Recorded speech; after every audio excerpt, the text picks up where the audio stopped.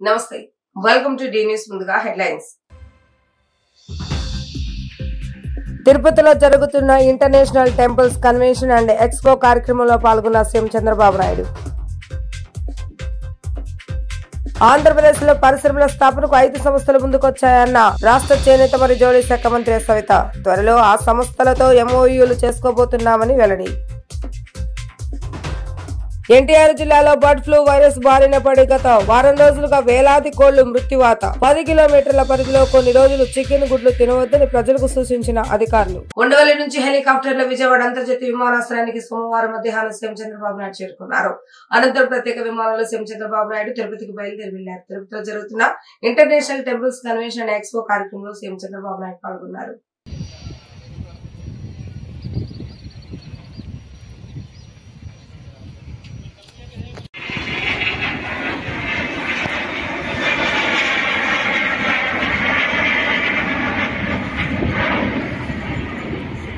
ఆంధ్రప్రదేశ్ లో పరిశ్రమల స్థాపనకు 5 సంస్థలు ముందుకొచ్చాయని, చేనేత రంగంలో 2,000 కోట్ల పెట్టుబడులు పెట్టడానికి ఆ సంస్థలు ఆసక్తి చూపుతున్నాయని రాష్ట్ర చేనేత మరియు జౌళి శాఖ మంత్రి సవిత వెల్లడించారు. త్వరలో ఆ సంస్థలతో ఎంఓయూలు చేసుకోబోతున్నామని, ఆయా కంపెనీల ఏర్పాటుతో 15,000 మందికి ఉద్యోగ అవకాశాలు లభించనున్నాయని ఆమె వెల్లడించారు. న్యూఢిల్లీలో జరుగుతున్న ఇంటర్నేషనల్ భారత్ టెక్స్ 2025 ఎగ్జిబిషన్ లో మంత్రి సవిత 2వ రోజు సోమవారం కూడా పాల్గొన్నారు. ఈ సందర్భంగా ఎగ్జిబిషన్ లో పాల్గొన్న పలువురు దేశ విదేశ పెట్టుబడిదారులతో మంత్రి సమావేశమయ్యారు. రాష్ట్రంలో సీఎం చంద్రబాబు నాయుడు నేతృత్వంలో పరిశ్రమల ఏర్పాటుకు తీసుకుంటున్న చర్యల గురించి, చేనేత రంగంలో అవకాశాల గురించి వివరించారు. పరిశ్రమల ఏర్పాటుకు ఏపీ అనువైన ప్రాంతమని వెల్లడించారు. చేనేత పరిశ్రమలను సమర్థవంతంగా నిర్వహణకు ప్రభుత్వ తోడ్పాటు అందజేయడంతో పాటు నాణ్యమైన నైపుణ్యం కలిగిన మానవ వనరులు అందుబాటులో ఉన్నాయన్నారు. ఇటీవలే నూతన టెక్స్టైల్స్ పాలసీ తీసుకొచ్చామన్నారు. పలు సంస్థల ప్రతినిధులతో వీడియో కాన్ఫరెన్స్ ద్వారా చర్చలు జరిపారు. ఆయా కంపెనీల ప్రతినిధులతో జరిగిన చర్చలు ఫలప్రదం కావడంతో advance textiles association, ITMF, Moscow chamber of commerce తో సహా మరో 2 సంస్థల ప్రతినిధులు రాష్ట్రంలో పెట్టుబడులు పెట్టడానికి సుముఖం వ్యక్తం చేశారు.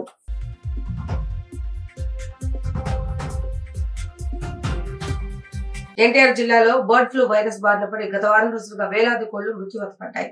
ఏకొండూరు మండలంలోని దిప్లా నగర్ లో వైరస్ సోకి ఓ పాలిట్ లో సోమవారం 3,000 కోళ్లు మృత్యువాత పడ్డాయి. దీంతో పోలిటీ నిర్వాహకుడు తీవ్ర ఆవేదన వ్యక్తం చేశారు.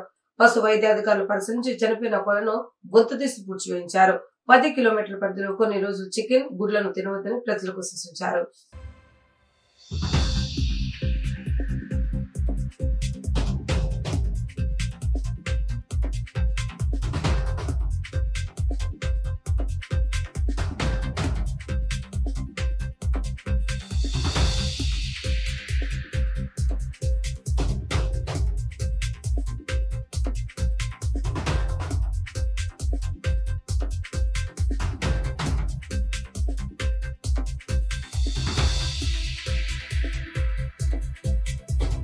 ఆంధ్రప్రదేశ్ రాష్ట్ర ముఖ్యమంత్రిగా వైఎస్ జగన్మోహన్ రెడ్డి సృష్టించిన ఆర్థిక విధ్వంసం అంతా ఇంత కాదని మంత్రి నారా లోకేష్ అన్నారు.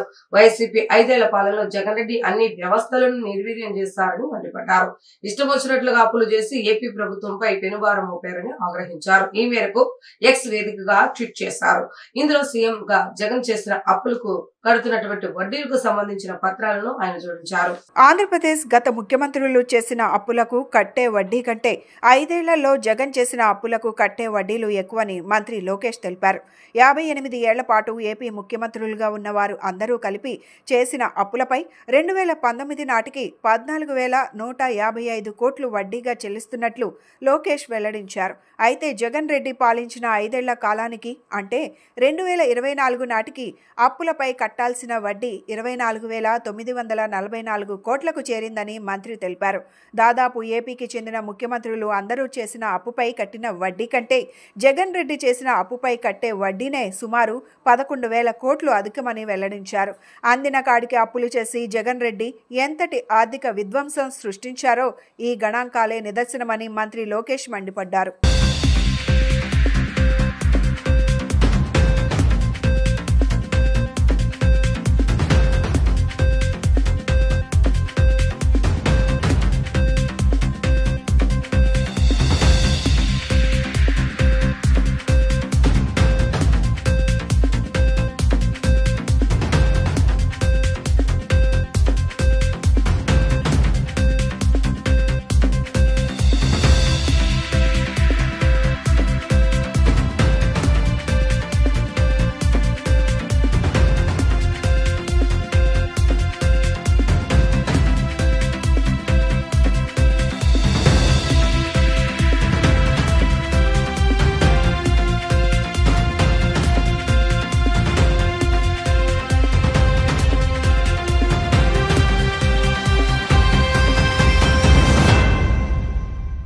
సార్వత్రిక ఎన్నికల సమయంలో విజయం కోసం కూటమి పార్టీలు శ్రేణులు ఏ విధంగా కృషి చేశారో పట్టభద్రుల ఎన్నికల్లో అదే స్ఫూర్తిని నిరూపించాలని మంత్రి నాదెండ్ల మనోహర్ అన్నారు.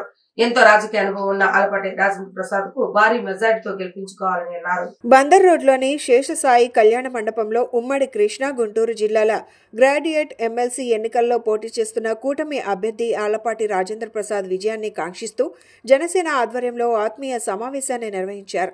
ఈ సమావేశానికి మంత్రులు నాదెండ్ల మనోహర్, కందుల దుర్గేష్, అభ్యర్థి ఆలపాటి రాజేంద్ర ప్రసాద్, ఉమ్మడి జిల్లాల జనసేన ముఖ్య నేతలు, పార్టీ శ్రేణులు హాజరయ్యారు. ఈ సందర్భంగా మంత్రి నాదెండ్ల మనోహర్ మాట్లాడుతూ గత ప్రభుత్వం అరాచకాలపై అలుపెరగని పోరాటం చేసిన జన సైనికుల త్యాగాలు మరువలేనివన్నారు.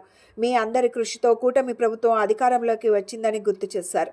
అదే స్ఫూర్తి పట్టభద్రుల ఎన్నికలలో చూపించి భారీ మెజారిటీతో విజయం సాధించేలా కృషి చేయాలని పిలుపునిచ్చారు. ముఖ్యమంత్రి చంద్రబాబు సారథ్యంలో రాష్ట్రం అన్ని విధాలా ముందుకు వెళ్తుందని చెప్పారు. ఆలపాటికి మొదటి ప్రాధాన్యత ఓటును పట్టభద్రులు వేసేలా అవగాహన కల్పించాలని సూచించారు. కూటమి అభ్యర్థిని గెలిపిస్తే వారికి ఎటువంటి మేలు జరుగుతుందో వివరించాలని కోరారు. కృష్ణా గుంటూరు జిల్లా ఉమ్మడి అభ్యర్థి పట్టభద్రుల ఎన్నికల్లో పోటీ చేస్తున్న ఆలపాటి రాజేంద్ర ప్రసాద్ గారికి మద్దతు తెలుపుతూ ఈ రోజున జనసేన పార్టీ నాయకత్వం ఈ రెండు ప్రధానమైన జిల్లాల నుంచి అందరం కలిసికట్టుగా ఒక చక్కటి కార్యక్రమం విజయవాడలో ఏర్పాటు చేసుకొని రాబోయే రోజుల్లో మా పార్టీ అధ్యక్షులు పవన్ కళ్యాణ్ గారి ఆదేశాల మేరకు క్షేత్రస్థాయిలో ఏ విధంగా మనం సమాయత్తం చేసుకుని సమన్వయపరుచుకుంటూ కూటమి అభ్యర్థి కోసం అందరం కలిసి పనిచేయాల్సిన సందర్భాన్ని అందరికీ కూడా గుర్తు చేయడం జరిగింది. ప్రతి ఒక్కరూ ఒక బాధ్యతతోటి వివిధ శాసన సభలో ఉన్న మా గౌరవ శాసనసభ్యులు, అదేవిధంగా పార్లమెంట్ సభ్యులు, వివిధ అనేక పదవుల్లో ఉన్న మా నాయకులు అందరూ కూడా కలిసికట్టుగా ఈ ఎన్నికల్లో పాల్గొని ఘన విజయం సాధించే విధంగా మా కూటమి అభ్యర్థులందరినీ కూడా ఒక ధైర్యం నింపే విధంగా మేము ముందుకు తీసుకెళ్తాం. ఇక్కడ చాలా సింపుల్, గత 8 సంవత్సరాల నుంచి కష్టాలు ఎదుర్కొంటూ ప్రభుత్వంలో మేము చేసిన అనేక సంక్షేమ కార్యక్రమాలు, అభివృద్ధి కార్యక్రమాలు వివరించుకోవాల్సిన బాధ్యత మా పైన ఉంటుంది.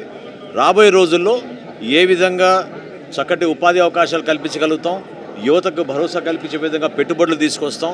ఈ రోజున ఉమ్మడి కృష్ణా గుంటూరు జిల్లాల జనసేన నాయకత్వం తరలివచ్చి ఈనాటి నా అభ్యర్థిత్వాన్ని కూటమి నాయకత్వం అందరూ కూడా అభ్యర్థి విజయం చేకూర్చాలని చెప్పి ఈ రోజున ఇక్కడ సమావేశమై వాళ్ళందరి యొక్క ఆలోచన ఒకటే.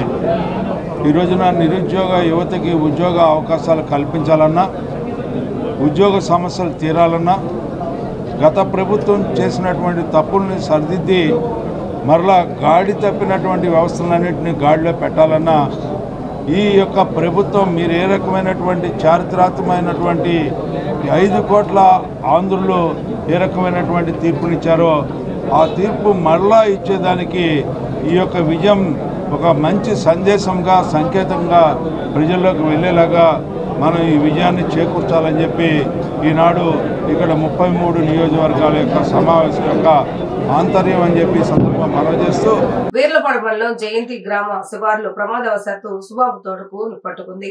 ఈ ప్రమాదంలో అప్పిరెడ్డి, తిరుపతిరెడ్డి, నాగపూర్పు వెంకట నరసింహారావు అనే రైతులకు చెందిన సుమారు 4 ఎకరాల సుబాబు తోట దగ్ధమైంది. స్థానికులు అందించిన సమాచారం మేరకు ఘటనా స్థలానికి చేరుకున్న కంచకచర్ల అగ్నిమాపక సిబ్బంది మంటలను అదుపులోకి తీసుకొచ్చే ప్రయత్నం చేశారు.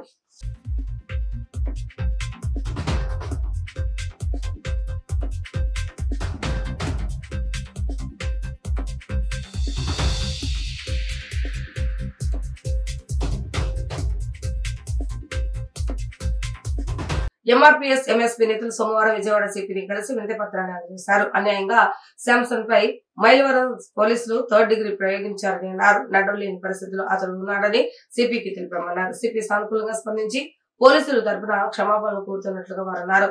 శాంసన్ పై 3rd డిగ్రీ ప్రయోగించిన వారిపై ఎస్సీ ఎస్టీ కేసు నమోదు చేసి సస్పెండ్ చేస్తామని విజయవాడ సిపి అన్నారని వారు తెలిపారు.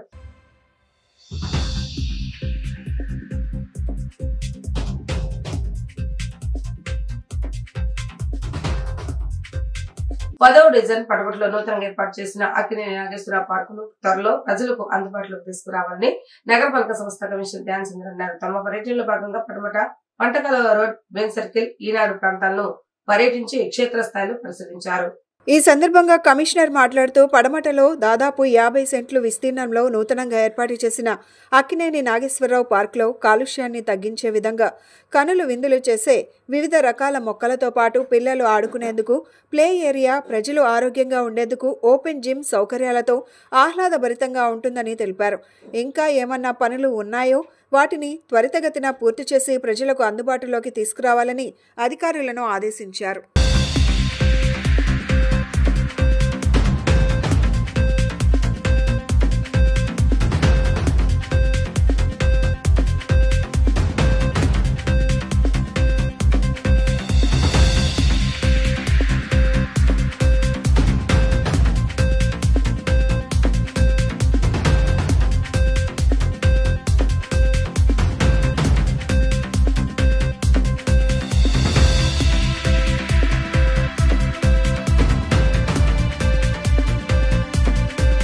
ఉమ్మడి కృష్ణా గుంటూరు జిల్లాల ఎమ్మెల్సీ అభ్యర్థి శ్రీ ఆలపాటి రాజా తొలి ప్రాధాన్యత ఓటును 1 అంకెపై వేసి భారీ మెజార్టీ ఇవ్వాలని మైలవరం ఎమ్మెల్యే కృష్ణప్రసాద్ కోరారు.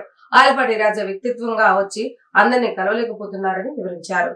గ్రాడ్యుయేట్ ఎమ్మెల్సీ ఎన్నికల్లో ఎన్డీఏ కూటమి బలపరిచిన అభ్యర్థి ఆలపాటి రాజా విజయం కోసం మైలవరం శాసనసభ్యులు వసంత వెంకట కృష్ణప్రసాద్ అహర్నిశలు శ్రమిస్తున్నారు. కొండపల్లి మున్సిపాలిటీలో ఎన్నికల ప్రచారంలో Andhra Pradesh Madiga corporation chairperson, MLC ఎన్నికల పరిశీలకురాలు శ్రీమతి ఉండవల్లి శ్రీదేవి గారితో కలిసి ఎమ్మెల్యే కృష్ణప్రసాద్ పాల్గొన్నారు. ఈ సందర్భంగా ఎమ్మెల్యే కృష్ణప్రసాద్ మాట్లాడుతూ ఉమ్మడి కృష్ణా గుంటూరు జిల్లాల ఎమ్మెల్సీ అభ్యర్థి ఆళ్లపాటి రాజాకి తొలి ప్రాధాన్యత ఓటును వేసి 1వ నెంబర్ అంకెపై వేసి భారీ మెజారిటీ ఇవ్వాలని పట్టభద్రులకు విజ్ఞప్తి చేశారు. 3 పర్యాయాలు శాసనసభ్యునిగా, 1 పర్యాయం మంత్రిగా ఆళ్లపాటి రాజా విశేషమైన సేవలు అందించారని పేర్కొన్నారు. ఉమ్మడి కృష్ణా గుంటూరు జిల్లాలో 5 పార్లమెంట్ నియోజకవర్గాలు, 33 అసెంబ్లీ నియోజకవర్గాల పరిధిలో ఎన్నికలు జరుగుతున్నందున శ్రీ ఆళ్లపాటి రాజాకి వ్యక్తిగతంగా వచ్చి అందరినీ కలవలేకపోతున్నారని వివరించారు. ముఖ్యమంత్రి నారా చంద్రబాబు నాయుడు, డిప్యూటీ సీఎం పవన్ కళ్యాణ్ సారథ్యంలో ఆంధ్రప్రదేశ్ రాష్ట్ర సమగ్ర అభివృద్ధి, ప్రజా సంక్షేమం కోసం కృషి జరుగుతుందన్నారు. ఆళ్లపాటి రాజాది బ్యాలెట్ పేపర్లో మొదటి నెంబర్ అని గుర్తు చేశారు. మొత్తం 3 ప్రాధాన్యత ఓట్లు ఉంటాయని, కానీ ఆలపాటి రాజాకి మాత్రం తొలి ప్రాధాన్యత ఓటును 1 మాత్రమే 1 అంకెపై వేయాలని అభ్యర్థించారు. కొట్టివేతలు లేకుండా స్పష్టంగా 1 అనే అంకె వేయాలన్నారు. విజయవాడ ప్రభుత్వ హాస్పిటల్లో దారుణం చోటు చేసుకుంది. గుండె అనారోగ్య సమస్యతో హాస్పిటల్ కు వచ్చిన పేషెంట్ ఇబ్బంది పడుతుంది. మొత్తం ఇంజెక్షన్ ఇచ్చారు ప్రభుత్వ హాస్పిటల్ వైద్యులు. ఇంజెక్షన్ ఇచ్చిన 30 సెకండ్లకే కోమాలోకి వెళ్లిపోయింది ఆ మహిళ. అనంతరం కొద్ది నిమిషాలకి చనిపోయింది. దీంతో హాస్పిటల్ వద్ద ఆందోళన చేస్తున్నారు బంధువులు. ప్రభుత్వ హాస్పిటల్ వైద్యులు నిర్లక్ష్యం మరొక్కసారి బయటపడింది.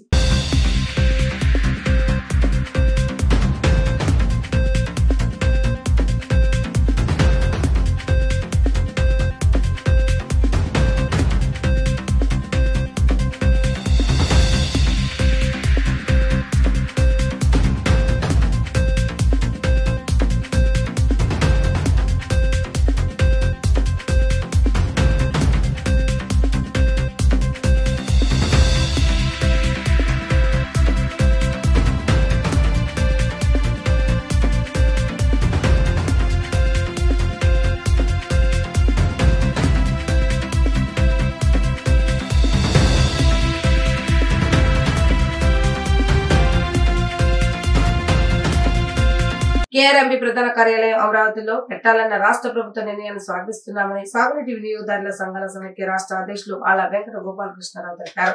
పోలవరం వరకచర్ల అనుసంధ ప్రాజెక్టుతో ఆంధ్రప్రదేశ్ లోని మెట్ట ప్రాంతాలు అభివృద్ధి చెంది ఆంధ్రప్రదేశ్ ముఖ చిత్రం మారనుందని ఆయన తెలిపారు. నగరంలోని గాంధీనగర్ ప్రెస్ క్లబ్లో పోలవరం బనకచెర్ల అనుసంధాన ప్రాజెక్టు ఆవశ్యకత, కృష్ణా జలాల్లో ఆంధ్రప్రదేశ్కు ప్రస్తుతం ఉన్న 66% వాటా కొనసాగింపు, కృష్ణానది యాజమాన్య బోర్డు ప్రధాన కార్యాలయం అమరావతిలో ఏర్పాటు చేయాలన్న రాష్ట్ర ప్రభుత్వ నిర్ణయం, ఆంధ్రప్రదేశ్లోని నాగార్జునసాగర్ ఎడమ కాలువ 3వ జోన్లో ప్రస్తుతం సాగు చేసిన ఆరుతడి పంటలను రక్షించడానికి పూర్తి స్థాయిలో సాగునీటిని విడుదల చేయడం తదితర విషయాల మీద ఆళ్ల వెంకట గోపాలకృష్ణరావు నేతృత్వంలో కృష్ణా బేసిన్లోని నాగార్జునసాగర్ ఎడమ కాలువ project committee chairman Kota Veerababu, Krishna పశ్చిమ delta project committee chairman Pantani Muralidhar Rao, Krishna తూర్పు delta project committee chairman Devaboina Venkateswara Rao, ఎడమ కాలువ ప్రాజెక్టు కమిటీ వైస్ చైర్మన్లు, డిస్ట్రిబ్యూటరీ కమిటీ అధ్యక్షులతో సమావేశం నిర్వహించారు. ఈ సమావేశంలో ఆళ్ల వెంకట గోపాలకృష్ణరావు మాట్లాడుతూ గోదావరి వరద జలాల ఆధారంగా పోలవరం బనకచెర్ల లింక్ ప్రాజెక్టు అనుసంధానంతో తరచూ కరువు కాటకాలకు గురయ్యే రాష్ట్రాల్లోని రాయలసీమ ఉమ్మడి జిల్లాలైన ప్రకాశం, నెల్లూరు, గుంటూరు జిల్లాల్లోని మెట్ట ప్రాంతం సస్యశ్యామలమై అన్నదాతల జీవన ప్రమాణాలు పెరిగి ఆర్థిక భరోసా వస్తుందని తెలిపారు. ఇలాగే ఈ మధ్యన మధ్యప్రదేశ్లోని కేన్, బత్వా నదుల అనుసంధానం చేసి బుందేల్ఖండ్ మెట్ట ప్రాంత అభివృద్ధికి కేంద్ర ప్రభుత్వం 45,000 కోట్ల నిధులు మంజూరు చేసిందని, ఇదే తరహాలో పోలవరం బనకచెర్ల ప్రాజెక్టుకు కూడా నిధులు కేటాయించాలని కేంద్ర ప్రభుత్వానికి విజ్ఞప్తి చేశారు. ఈ ప్రాజెక్టు మీద రాష్ట్రంలో కొంతమంది మేధావులు, రైతు సంఘాల ముసుగుతో కనీసం పూర్వపరాలు తెలుసుకోకుండా ఈ ఆలోచన మానాలని రాష్ట్ర ప్రభుత్వానికి విజ్ఞప్తి చేయటాన్ని తీవ్రంగా ఖండిస్తున్నామని చెప్పారు. ఈరోజు ఆంధ్రప్రదేశ్ ముఖ చిత్రం మారబోయే పోలవరం బనకచెర్ల అనుసంధాన ప్రాజెక్ట్ ఏదైతే ఉందో దాన్ని స్వాగతిస్తూ ఉన్నాం సాగునీటి సంఘాల తరఫున. ముఖ్యంగా ఈ ప్రాజెక్టు ఈ పోలవరం బనకచెర్ల అనేది గోదావరి వరద జలాల మీద మనం నిర్మిస్తూ ఉన్నాం. అక్కడి నుంచి కుడి కాలువ ద్వారా వైకుంఠపురం బ్యారేజీ తీసుకొచ్చి అక్కడి నుంచి ఒక లిఫ్ట్ ద్వారా నకిరేకల్లు దగ్గర మన నాగార్జున సాగర్ కుడి కాలువ 80 కిలోమీటర్ల దగ్గరికి తీసుకెళ్తాం. ఇది ప్రాథమికంగా మొదటి దశ. ముఖ్యంగా ఈ పోలవరం బనకచెర్లతో రాయలసీమ ఉమ్మడి ప్రకాశం, నెల్లూరు, గుంటూరు జిల్లాలతో పాటు రాయలసీమలో వెనకబడిన జిల్లాల్లో మొత్తం మీద 7.5 లక్షల ఎకరాల కొత్త ఆయకట్టు. ఇప్పుడు సోదరులు గోపాలకృష్ణ గారు చెప్పిన విధంగా ఆంధ్రప్రదేశ్ ప్రభుత్వం తీసుకున్నటువంటి సాహసోపేతమైనటువంటి నిర్ణయం ఏదైతే ఉందో గోదావరి, కృష్ణా, పెన్నా నదుల అనుసంధానం కోసం పోలవరం బనకచెర్ల ఏదైతే ప్రపోజ్ చేస్తూ ఉందో ఆ ప్రతిపాదనని మేము స్వాగతిస్తూ ఉన్నాం. అట్లాగే కృష్ణా జలాల వివాదంలో మరి పనిచేస్తూ ఉన్నటువంటి కృష్ణా రివర్ మేనేజ్మెంట్ బోర్డు ఏదైతే ఉందో దాని ప్రధానమైనటువంటి కార్యాలయాన్ని కృష్ణానదికి సమీపాన అన్ని అంగులు ఉన్నటువంటి అమరావతి కానీ విజయవాడలో కానీ ఏర్పాటు చేయడానికి ప్రభుత్వం ఒక నిర్ణయం తీసుకుంది. ఆ నిర్ణయాన్ని కూడా మేము సాగునీటి సంఘాల తరఫున స్వాగతిస్తూ ఉన్నాం. అయితే నిన్న తెలంగాణ రాష్ట్ర మాజీ మంత్రి, ప్రస్తుత శాసనసభ్యుడు కె తారక రామారావు మాట్లాడుతూ కృష్ణానది జలాలని ఆంధ్రప్రదేశ్ ప్రభుత్వం తరలిస్తూ ఉంటే ఇక్కడ ఉన్నటువంటి ప్రభుత్వం నిమ్మకు నీరెత్తినట్లు వ్యవహరిస్తూ ఉందని చెప్పి మాట్లాడుతూ ఉన్నారు. దీన్ని మేము పూర్తిగా ఖండిస్తూ ఉన్నాం. కేంద్ర రాష్ట్ర ప్రభుత్వాలు గ్రీన్ ఎనర్జీ, సోలార్ ఎనర్జీకి ప్రోత్సాహకాలు బాగా అందజేస్తుందని, ఆదాని కంపెనీకి 1000 ఎకరాల రాష్ట్ర ప్రభుత్వం అప్పగిస్తుందని సిపిఎం రాష్ట్ర కార్యవర్గ సభ్యులు శ్రీనివాసరావు ఆరోపించారు. కర్నూలు జిల్లాలో గ్రీన్ ఎనర్జీ సంస్థలకు వేలాది ఎకరాలు రైతులు భూములు ఇచ్చారని, గత ప్రభుత్వం ప్రస్తుత ప్రభుత్వం రైతులతో చేసుకున్న ఒప్పందాలను బహిర్గతం చేయాలని డిమాండ్ చేశారు. నగరంలోని బాలోత్సవ్ భవనంలో ఏర్పాటు చేసిన విలేకరుల సమావేశంలో సిపిఎం రాష్ట్ర కార్యదర్శి శ్రీనివాస్ మాట్లాడుతూ సోలార్ ఎనర్జీ కోసం కేంద్ర ప్రభుత్వం సెకీతో ఒప్పందాలు చేసుకుని రైతులను ముంచారని మండిపడ్డారు. పెంటగాన్ సైనర్జీ సొల్యూషన్స్ ప్రైవేట్ లిమిటెడ్ కంపెనీతో సౌర విద్యుత్ ప్రాజెక్టు కోసం కర్నూలు జిల్లా రైతులతో ఒప్పందం చేసుకుందని, రాజ్యాంగబద్ధంగా ఈ ఒప్పందాలు చెల్లవు అని పేర్కొన్నారు. కేంద్ర రాష్ట్ర ప్రభుత్వాలు గత సంవత్సర కాలంగా గ్రీన్ ఎనర్జీ పేరుతో లేదా రెన్యూవబుల్ ఎనర్జీ సొల్యూషన్ అని ఈ పేరుతోటి సోలార్ ఎనర్జీ, విండ్ ఎనర్జీ, అట్లాగే పంప్డ్ స్టోరేజ్ హైడల్ ప్రాజెక్ట్స్ వీటిని చాలా పెద్ద ఎత్తున ప్రమోట్ చేస్తున్నాయి. కేంద్ర ప్రభుత్వం దీనికి లక్షల కోట్లు సబ్సిడీలు ప్రకటించింది. రాష్ట్ర ప్రభుత్వం కూడా అనేక కంపెనీలకి, అదానీ కంపెనీ మొదలుకొని అదానీ కావచ్చు, గ్రీన్కో కావచ్చు, పెంటగాన్ కావచ్చు, వీటిలో అత్యధిక భాగం వాటా అదానీ కంపెనీలది. మన రాష్ట్రంలో 1000 ఎకరాలు ఒక అదానీకి అనంతపూర్, కర్నూలు ఉమ్మడి జిల్లాల్లోనే 4000 ఎకరాలని గత ప్రభుత్వం దారాదత్తం చేసింది. అది ఇప్పుడు ఏ రకంగా అవినీతిలో కూరుకుపోయి మొత్తం ప్రపంచం అంతా సెన్సేషనల్గా మారిందో మనందరికీ తెలుసు. దాంతోపాటు చిన్న చిన్న కంపెనీలు కూడా ఉన్నాయి. పనిలో పనిగా ఎవరికి ఆయా పార్టీలు వాళ్ళ మనుషులకు కూడా దీంట్లో వాటాలు పెట్టి ఎవరు దొరికింది వాళ్ళు దండుకోవడానికి ప్రయత్నం చేస్తున్నారు. ఇప్పుడు అది అమల్లోకి వచ్చింది. గత ప్రభుత్వం జగన్మోహన్ రెడ్డి గారి ప్రభుత్వం అది పాలసీ ప్రకటించింది. ఇప్పుడు చంద్రబాబు నాయుడు గారి ప్రభుత్వం దాన్ని అమలు చేస్తున్నది. ఇప్పుడు రైతులతోటి కర్నూలు జిల్లాలో రైతులతో జరిగినటువంటి అగ్రిమెంటు ఒక కంపెనీది, మేము ఉదాహరణ కోసం పెంటగాన్ సినర్జీ సొల్యూషన్స్ అనేటువంటి కంపెనీతో జరిగినటువంటి ఒప్పందంలో ఏమేమి అంశాలు ఉన్నాయి, అగ్రిమెంట్లో రైతులతో జరిగిన అగ్రిమెంట్లో ఏ అంశాలు ఉన్నాయి, అలాంటి దారుణమైనటువంటి కండిషన్స్ ఉన్నాయో ఇక్కడ పాయింట్లుగా మేము ఇచ్చాము. ఇవన్నీ అక్కడ తెలుగులో ఇంగ్లీష్లో అగ్రిమెంట్లో ఉన్నాయి. ఇంగ్లీష్ వర్షనే ఫైనల్ అని కూడా అగ్రిమెంట్లో రాసుకున్నారు. తెలుగు ఇంగ్లీష్ రెండు ఇచ్చి ఇంగ్లీష్ వర్షనే ఫైనల్, ఏదైనా వివాదం వస్తే అని కూడా రాసుకున్నారు. ఈ ఒప్పందం చదివితే రైతుల బతుకు బజారు బాలవుతుంది. వాళ్ళ భూములన్నీ శాశ్వతంగా కోల్పోయేటువంటి ప్రమాదం ఉన్నది. పుణ్యక్షేత్రాలలో ఎంతో ప్రసిద్ధిగాంచిన కంచి కామకోటి పీఠాధిపతి జయేంద్ర సరస్వతి స్వామి నెలకొల్పిన శ్రీ కార్యసిద్ధి వినాయక స్వామి విగ్రహంతో పాటు బ్రిటిష్ కాలంలో శ్రీ కార్యసిద్ధి దాసాంజనేయ స్వామి సహిత కోరిన కోరికలు నెరవేరుతాయని దేవస్థానం ట్రస్ట్ సభ్యులు సత్యనారాయణ తెలిపారు. గత 70 ఏళ్ల నుండి గణపతి నవరాత్రులతో పాటు శ్రీ సీతారాముల కళ్యాణ వేడుకలు, హనుమ జయంతి వేడుకలు ఎంతో ఘనంగా నిర్వహించుకోవడం జరుగుతుందని చెప్పారు. దేవస్థానంలో భక్తి శ్రద్ధలతో ప్రదక్షిణలు, పూజలు నిర్వహించే వారికి కోరుకున్న కోరికలు నెరవేరుతాయని చెప్పారు. సెంట్రల్ నియోజకవర్గంలోని అయోధ్య నగర్ శ్రీ కార్యసిద్ధి వినాయక సహిత శ్రీ కార్యసిద్ధి దాసాంజనేయ స్వామివారి దేవాలయంలో అంగరంగ వైభవంగా పవిత్ర మహోత్సవాలు ప్రారంభమయ్యాయి. దాసాంజనేయ స్వామి దేవస్థానంలో ప్రత్యేక పూజల అనంతరం శ్రీ శ్రీ సత్యనంద భారతి స్వామి భువనేశ్వర్ పీఠం శిలా ఫలకాన్ని గణాపాటి బ్రహ్మశ్రీ చర్లపల్లి వెంకట సుబ్రహ్మణ్య శర్మ చేతుల మీదుగా లాంఛనంగా ప్రారంభించారు. ఈ సందర్భంగా గణాపాటి సుబ్రహ్మణ్య శర్మని ఘనంగా దేవస్థానం కమిటీ నిర్వాహకులు ఘనంగా సత్కరించారు.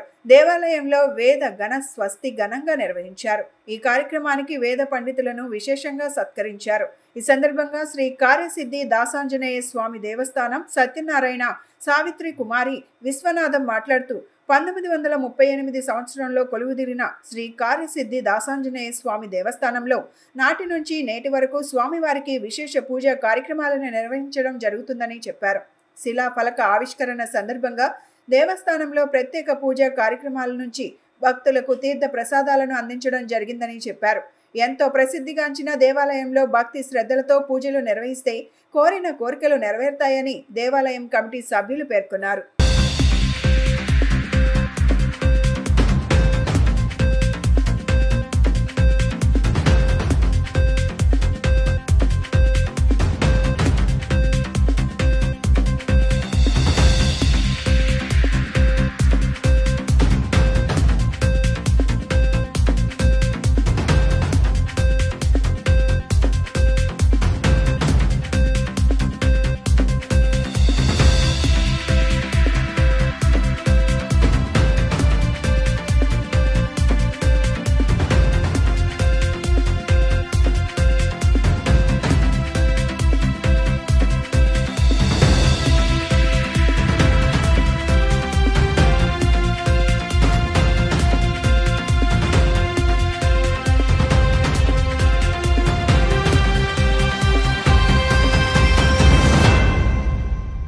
నగరంలో 1938వ సంవత్సరంలో ఈ స్థలంలో సిమెంట్ ఫ్యాక్టరీ స్థాపించబడి నిరాఘాటంగా కొన్ని సంవత్సరాలు జరిగింది. అప్పటికే మనకు ఇక్కడ దాసాంజనేయ స్వామివారు ఆ గేటు దగ్గర ఉండేవారు.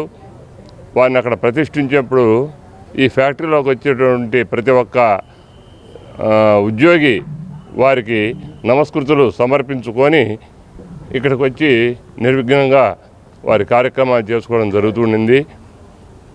ఆ తర్వాత కాలక్రమేణా ఇది కన్వర్షన్ అయ్యి ఇది ఒక హౌస్ ప్లాట్స్ కింద వచ్చిన తర్వాత శుభ్రంగా ఇది ఒక లోటస్ ల్యాండ్ మార్క్ అని ఒక ప్రెస్టీజియస్ హౌస్ సైట్స్ కింద కన్వర్ట్ చేసి సెక్టార్స్ 1 to 5 నిర్మించి అందరికీ మంచి వసతిని చేకూర్చారు. ఈ పాలకవర్గం వారికి మాకు అది ఒక శుభసూచకము. దీంట్లో అదే విగ్రహాలను తీసుకొని వచ్చి మేము ఇక్కడ 2019 సంవత్సరంలో పునఃప్రతిష్ఠ చేసి ఈ దేవాలయాన్ని అందరి యొక్క సహకారంతో చాలా గొప్పగా నిర్మించుకొని ఆ రోజు నుంచి వేదం నిర్దేశించినటువంటి పద్ధతిలోనే ఈ దేవాలయంలో పూజాది కార్యక్రమాలు ప్రతిరోజు స్వామివార్లకు నిత్య నైవేద్యం ధూపదీప నైవేద్యాలు జరుగుతూ ఉన్నాయి. దానికి సంబంధించి దీంట్లో మహిమలు భక్తులందరికీ ఎలాంటి అనుభవాలు కలిగాయో అవన్నీ శ్రీ కార్యసిద్ధి హనుమ అని చెప్పి ఈవిడ సావిత్రి కుమార్ అని ఆవిడ ట్రెజరర్ ఈ ట్రస్ట్ బోర్డుకి ఆవిడ రాశారు. మహిమలు చాలామంది భక్తులకి చాలా విశేషంగా మహిమలు జరిగాయి. అందుకని అందరూ ప్రదక్షిణాలు చేయడం కానీ, ప్రదక్షిణాలు చేస్తే ప్రదక్షిణ ప్రియుడు ఈయన ఆంజనేయ స్వామి అంటే ప్రదక్షిణాలు చేస్తే ఆయన సంతోషిస్తాడు. అలాంటి ఆంజనేయ స్వామి అందరికీ భక్తులకి కొంగు బంగారంగా కొలువై ఉన్నాడు. ఇక్కడ 5 సెక్టర్ల వాళ్ళకి సంబంధించిన దేవాలయం అండి ఇది మేమందరం 2010లో ఇక్కడికి వచ్చేటప్పటికే అది ఇక్కడ షేకు షెడ్లో పెట్టబడి ఉంది. అందరం కలిసి దాన్ని జీర్ణోద్ధరణ చేయాలని సత్సంకల్పంతో దానికి ధూపదీప నైవేద్యాలు జరగట్లేదని చాలా బాధపడ్డాము. దాని విధంగా దాన్ని తర్వాత అలాగే 8 సంవత్సరాలు రేకు షెడ్లో నడపడం జరిగింది గుడిని అందరి సహకారంతో. తర్వాత 6 సంవత్సరాల క్రితం ఈ దేవాలయాన్ని పునరుద్ధరించుకుందాము, పునఃప్రతిష్ఠ చేసుకున్న విగ్రహాలను కూడా. 100 సంవత్సరాల క్రితం ఆంజనేయ స్వామి విగ్రహం అది. వినాయకుడు కూడా కంచిపీఠాధిపతి నుంచి వచ్చింది ఆ విగ్రహం. ఆ 2 విగ్రహాలు చాలా మహిమ కలిగినవి. భక్తులందరూ పెట్టిన పేరే కార్యసిద్ధి దాసాంజనేయ స్వామి అని. ఇది ఆయనకి ఏదైనా అనుకుంటే వెంటనే జరుగుతుందన్నమాట. అంత మహిమ గల స్వామి ఆయన. అది అలాగే ఇప్పటికి కూడా అలా కొనసాగుతోంది. భక్తుల వల్ల ఎంతో మహిమలు ఇంకా పెరుగుతూ ఉన్నాయి. ఇప్పుడు గుడి కట్టినప్పుడు ఆ ప్రతిష్ట ఇది జరగలేదని ఇప్పుడు మేము పెట్టుకుని మా గణపాటి గారి ద్వారా ఇది ప్రతిష్ఠ చేసుకోవడం జరుగుతోంది. మీకు అందరికీ ధన్యవాదాలండి. సిద్ధి దాసాంజనేయ స్వామి చాలా మహత్యం గల స్వామి అండి. ఆయన మాకు ఎన్నో మహత్యాలు చూపించారు. మేము ఎంత అభివృద్ధి చెందామంటే ఆయన దయ వల్లే. నిజంగా కార్యసిద్ధి స్వామి అండి. ఆయన పేరు సార్థక నామధేయం. అలాగే విఘ్నేశ్వరుడు కూడానండి, కార్యసిద్ధి గణపతి కూడా చాలా సత్యవంతుడు. చాలా బాగా కార్యక్రమాలు జరుగుతూ ఉంటాయండి. ఈ ప్రాంగణంలో మేము కోలాటం అది కూడా చేసాం. మాకు ఎంతో ఆనందాన్ని కలిగించింది. మేమందరం కూడా చాలా కలిసికట్టుగా ఈ గుడి కోసం అందరం కృషి చేశారు. ముఖ్యంగా ఇది సావిత్రమ్మ గారి పుణ్యం. విశ్వనాథం గారు, సావిత్రమ్మ గారు, కమిటీ సభ్యులందరూ కూడా చాలా బాగా కృషి చేస్తారండి. ఎప్పుడు మంచి కార్యక్రమాలు ఏర్పాటు చేస్తూ ఉంటారు. అన్నదానం చేస్తూ ఉంటాం. ఇక్కడ అందరూ కూడా బాగా కోఆపరేట్ చేస్తారండి మాకు.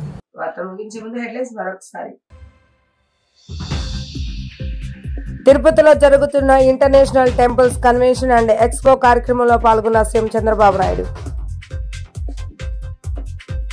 ఆంధ్రప్రదేశ్ లో పరిశ్రమల స్థాపనకు 5 సంస్థలు ముందుకొచ్చాయన్న రాష్ట్ర చేనేత మరియు జౌళి శాఖ మంత్రి సవిత. త్వరలో ఆ సంస్థలతో MOUలు చేసుకోబోతున్నామని వెల్లడి.